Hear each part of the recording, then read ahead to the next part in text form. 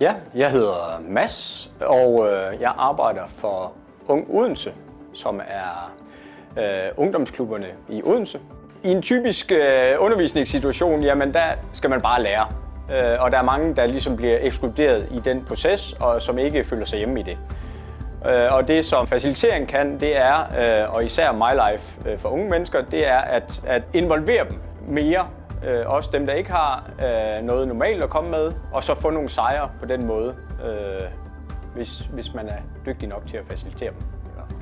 Jeg har valgt at tage uddannelsen, fordi jeg rigtig gerne vil udvikle mine faciliteringsevner, som har været mangelfulde, kan man sige, og så løfte til et højere niveau.